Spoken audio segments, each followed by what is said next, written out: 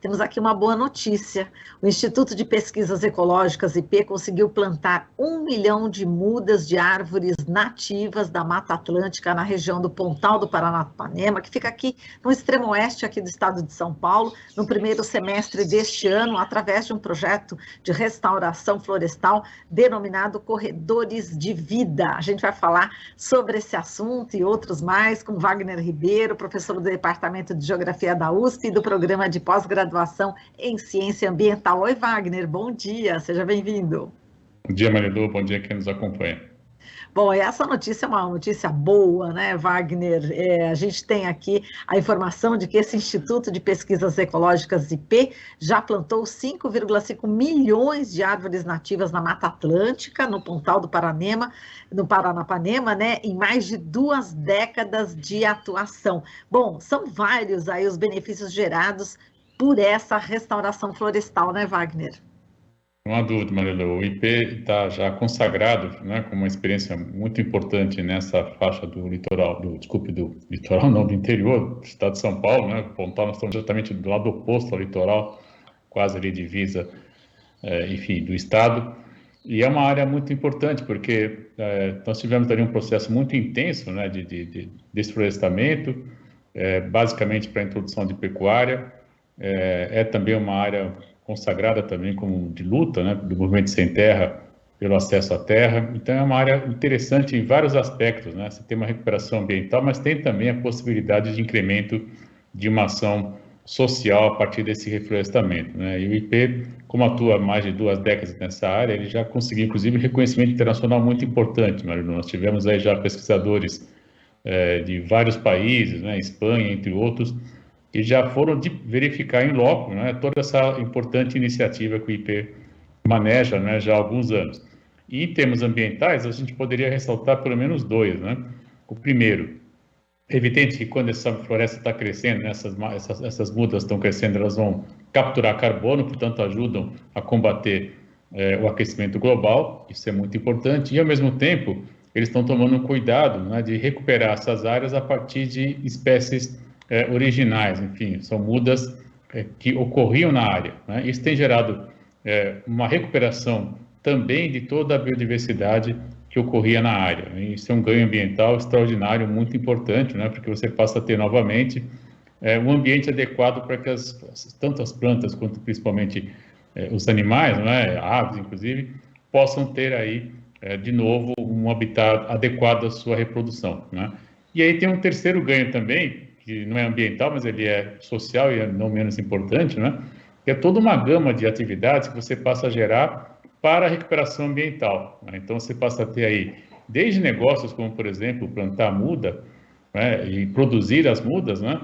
Até também você requalificar pessoas que até um tempo atrás estavam dedicadas ao desmatamento, elas passam, na verdade, a serem promotores, né, de uma ação ambiental, introduzindo aí a prática de cultivos adequados, de mudas adequadas e o manejo adequado de uma área tão importante.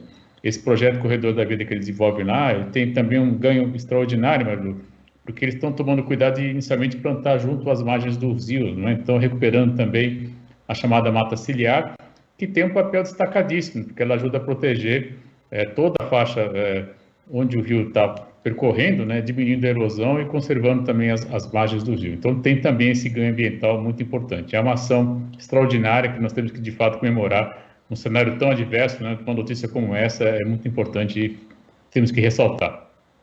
Falando em animais, né, você ressaltou, né, a importância para os pássaros, né, enfim, da região, e a gente pode destacar também, né, Wagner, um outro bichinho aqui ameaçado de extinção, que é o mico-leão preto, né, que também está sendo muito beneficiado aí com essas ações aí de restauração. Então, realmente, para os animais é de suma importância, né?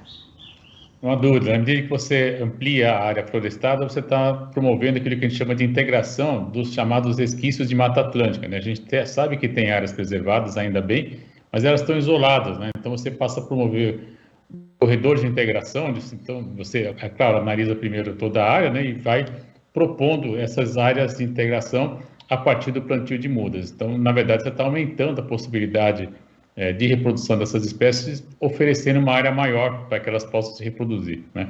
E um dos beneficiados é justamente, né, esse mico-leão preto, que é raro, né, já está ameaçado de extinção e que, evidentemente, vai ter um ambiente mais adequado, podendo se reproduzir, né, no seu ambiente natural, que é mais importante, né, Marilu? A reprodução, como a gente faz, às vezes, em laboratório, ela tem algum resultado, mas ela é infinitamente menos eficaz se você tiver, evidentemente, as condições naturais para que o bicho possa reproduzir no seu ambiente, no seu habitat costumeiro. Exatamente, nesse habitat costumeiro, justamente, você já destacou logo no início, né, Wagner, que tem que ser espécies nativas, né, da Mata Atlântica. A gente não pode pegar, de repente, outro tipo de árvore, de um outro bioma, colocar lá, não vai dar certo, né? Então, a gente destaca aqui, eu quero que você fale da importância, né, da gente preservar, né, exatamente as espécies nativas, e vou aproveitar e falar algumas aqui para a gente aprender junto também, né, Wagner, que você já tinha mandado para a gente aqui, é o pau-d'alho, sangra-d'água e mutambo. Então, são árvores, assim, que eu, por exemplo, eu gosto muito, né, de lidar também com mudas de plantas, fiz já 80 mudas de ipê amarelo, já distribuí para os ouvintes no Dia da Árvore, alguns anos atrás, e é muito gostoso. Agora, a gente quase não conhece, né, na verdade, essas árvores, né, Wagner? É importante também a gente ter essa aproximação, né? Não há dúvida, Marilu. A gente tem que ter, na verdade, fazer uma imersão, né, nesse universo que é a Mata Atlântica, como é também a Floresta Amazônica, enfim, é uma riqueza, uma diversidade tão extraordinária que a cada vez que a gente tem a chance de conhecer, né, essas espécies, a gente associa a ela vários atributos também que vão além da própria capacidade de abrigar outras espécies, né? Então, de fato, essa imersão é fundamental, é muito importante e nós desconhecemos, né? Eu mesmo sou um especialista em espécies, né? Eu conheço uma ou outra, às vezes de campo, etc. Quando saio com meus amigos biólogos para campo, a gente aprende ainda um pouco mais, né? Mas, de qualquer modo, é sempre importante ressaltar que a recuperação ambiental tem que ser realizada a partir das espécies que lá ocorriam. E é importante também justamente para atrair, né, empresas interessadas na geração dos créditos de carbono, né, Wagner? Não há dúvida, esse é um ganho também importante, né, que acaba, de alguma maneira, digamos assim, compensando um pouco o estrago que o Brasil está promovendo na devastação da Amazônia, por exemplo, né? Então, você passa a ter aí uma atividade importante, porque nós sabemos que, especialmente nos países tropicais, como é o nosso caso, e é onde está essa faixa de recuperação, você tem aí no crescimento da árvore um momento importante de captura de carbono. Então, de algum modo, isso ajuda também a mitigar um pouco, né, todas as emissões que o Brasil tem promovido, especialmente a partir do desmatamento da Amazônia e outras áreas, né, mas principalmente da Amazônia. Exato. Bom, estou aqui com a herança da minha mãe, aqui na calçada a gente tem o jacarandá mimoso, tem o ipê rosa, no fundo também tem o ipê branco, tem o pau-brasil, que eu ganhei de uma amiga que é repórter da BBC de Londres, incrível, né? Aqui ela veio nos 500 anos, né, de comemoração do descobrimento do Brasil, enfim, ela esteve aqui e distribuíram, né, na Bahia várias mudinhas aqui de pau-brasil, e está aqui, está grande, ela já caiu, já tombou por conta de praticamente de um furacão, né, que passou aqui pelo litoral, mas já brotou tudo de novo, eu já fiquei feliz. Mas vamos lá, Wagner, vamos falar agora de uma outra notícia que realmente é bastante triste. A gente começou com uma boa notícia, mas a gente infelizmente tem que dar também as notícias ruins, e tem uma aqui que realmente é trágica, né? A Organização Meteorológica Mundial divulgou um relatório sobre o estado do clima na América Latina e no Caribe em 2021, e de acordo com esse levantamento, as taxas de desmatamento nas duas regiões foram as mais altas desde 2009. O relatório mostra que o desmatamento na floresta amazônica brasileira dobrou na comparação com a média de 2009 a 2018. Em 2021, a perda de vegetação subiu 22% também em relação a 2020. Mais um dado realmente preocupante aqui para a região, para o nosso Brasil, né, Wagner? Não há dúvida, Marilu. Veja, esse é um quadro que quem está falando não é uma ONG radical, né? Como costumam dizer algumas pessoas lá de Brasília. É a Organização Meteorológica Mundial, que lançou esse relatório, desculpe, na última sexta-feira, mostrando claramente os impactos. Vou ter que tomar um pouquinho de água, desculpa um pouquinho. Tranquilo, Wagner, eu também estou aqui com meu copinho d'água, é importante Esse também. semestre está sendo muito intenso, ainda não Está muito seco, né? muito seco, a gente fala muito, acaba às vezes tendo dificuldade aqui. É Mas eu estava dizendo que a Organização Mundial, Meteorológica Mundial, ela soltou esse documento, Marilu, com um alerta muito importante, né? Mostrando claramente que os impactos desses dados que você apresentou há pouco do desmatamento, eles já são perceptíveis, né? Nós temos, desculpe, desde perda de geleira em níveis maiores do que outras partes do mundo, até, e aí me permitir comentar também a situação dessa importante mata que você está mantendo aí na sua área, na sua propriedade, que é justamente, desculpe, os eventos extremos, né? Que têm ocorrido com maior frequência, inclusive já também no litoral brasileiro. Já há algum tempo a gente tem registrado, infelizmente, né? Aquilo que se chama de ciclone intertropical, não é? Que é raro, né, na costa brasileira, principalmente em Santa Catarina, mas em algumas situações também com repercussões para o litoral paulista, né? É justamente uma desses aí que deve ter afetado o teu pau-brasil, né? Nem fale, quebrou.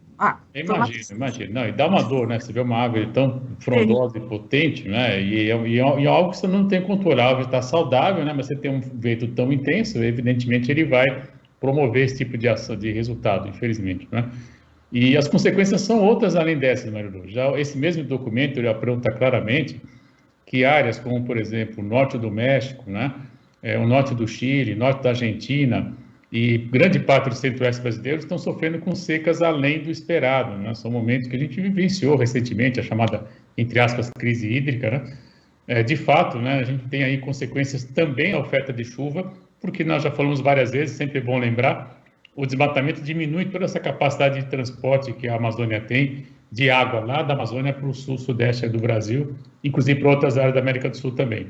E não menos importante, o aquecimento gera também a elevação do nível do mar. Então, a gente está assistindo, no caso da América do Sul, segundo a Organização Mundial Meteorológica, uma elevação de cerca de 3 milímetros ano, o que é maior do que está sendo registrado em outras partes do planeta também. Então, para a América do Sul, América Latina, inclusive, né, um pouco mais amplo, pegando toda a faixa do Caribe, aí você tem implicações na atividade turística, por exemplo, os efeitos da mudança climática já são notórios, graves, né, e afetam, sim, importantes atividades econômicas, com repercussão que pode gerar, aí, infelizmente, no médio prazo, vários impactos sociais muito mais graves, inclusive, que os próprios impactos ambientais que já estão sendo registrados. É preciso, então, reverter o quanto antes essa situação, promovendo ações como, por exemplo, o IP está fazendo, né, recuperando áreas, trazendo aí espécies nativas para que a gente possa contribuir para o aquecimento global, contra o aquecimento global. E, inclusive, você está de parabéns também por manter essa área importante aí ao fundo, que dá um cenário muito bonito, inclusive, para você aí. Obrigada, Wagner. Bom, a gente está aqui no finalzinho, tem mais um minutinho só, Wagner, mas só para acrescentar, né, que o que está acontecendo na Amazônia vai ter e tem mesmo, né, repercussão no mundo. Então, esse impacto vai atingir aí o clima global, se a gente não fizer nada, né? Não há dúvida, Maria, você está trazendo uma questão sempre que a gente lembra aqui, né, que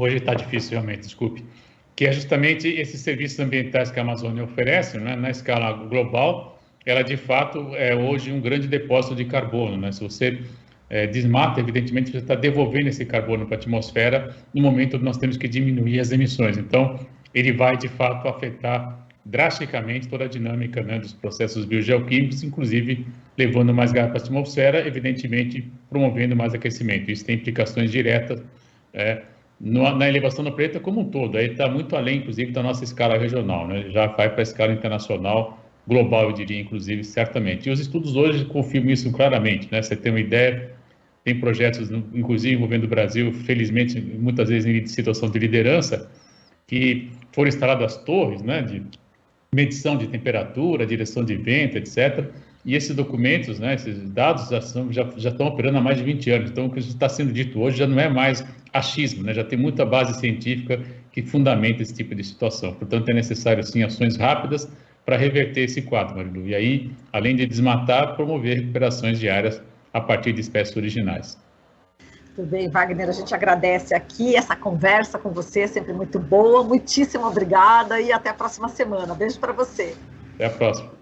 Até a próxima. A gente falou aqui com o Wagner Ribeiro, professor do Departamento de Geografia da USP e do Programa de Pós-Graduação em Ciência Ambiental.